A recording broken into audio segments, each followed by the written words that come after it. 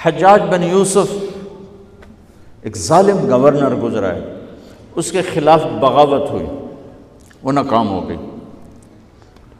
تو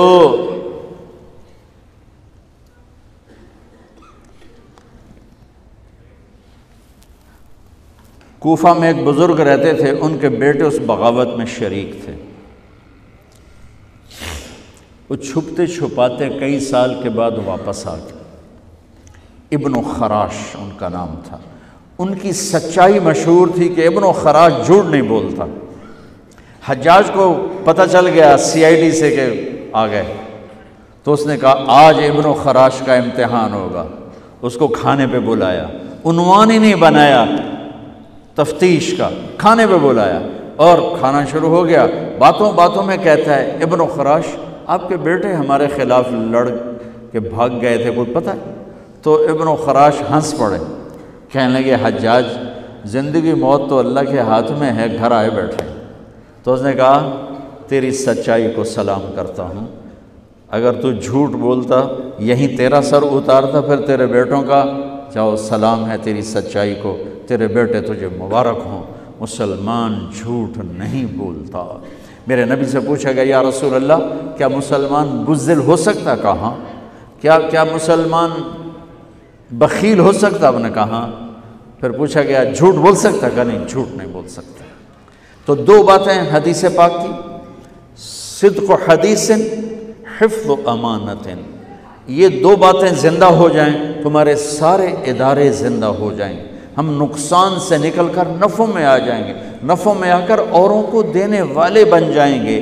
اس ملک میں اتنے خزانے اللہ نے چھپائے ہیں، اور اس ملک میں اتنے اللہ نے استعداد والے لوگ پیدا فرمائے ہیں، صرف دو چیزوں سے ہم مار کھا رہے ہیں، ہمارے جو ادارے ڈوب رہے ہیں، وہ گلگت سے لے کر گوادر تک، اس میں وسائل کی کمی نہیں، سچائی کی کمی ہے، دیانتداری کی کمی ہے، اور یہ ریلیٹڈ ہے رب ہونے کے ساتھ کہ ہم نے اللہ کے رب ہونے میں شک کیا تو ہم غلط راہوں پہ چل پڑے۔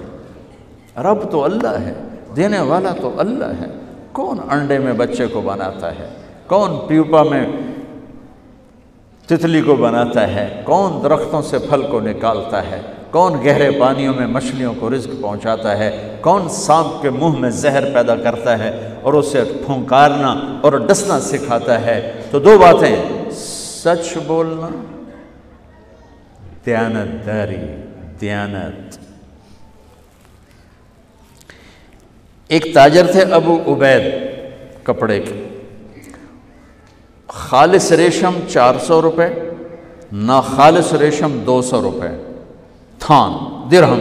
بچے کو بٹھا کے باہر نکلے، واپس آئے تو ایک آدمی تھان لے کے نیچے اتر رہا ہے، ناخالص ریشم۔ بھائی کتنے کا لیا ہے؟ کہا جی 400 کا۔ کہہ رہے بھائی اتنا مہنگا لے لیا؟ کہا بھائی نہیں، مجھے اس میں 100 روپے کی بچت ہے، میرے گاؤں میں یہ 500 کا بکے گا۔ کہا تو اس پہ 300 اور بھی کما سکتا ہے۔ کہا بھائی تو کون ہے؟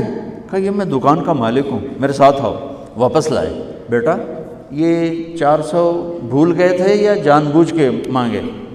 کہا ابا بھولا تو نہیں تھا، میں نے مانگے، اس نے دے دیے۔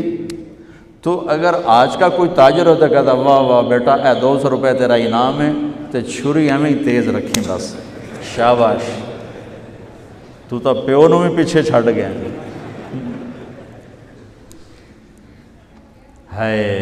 کہنے لگے بیٹا تجھے مسلمان کو دھوکہ دیتے ہوئے کوئی خیال نہیں آیا؟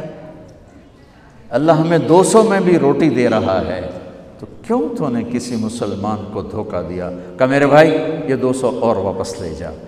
دھوکہ انسانیت کے ماتھے کا داغ ہے، اور دیانتداری انسانیت کے سر کا صحرا ہے، سر کا تاج ہے، ماتھے کا جھومر ہے۔ دو بات۔ تیسری بات، ان دو باتوں سے ہمارے ادارے زندہ ہو جائیں گے، ہمارے بازار زندہ ہو جائیں گے، کوئی غریب نہیں رہے گا، کوئی فاقے میں نہیں رہے گا۔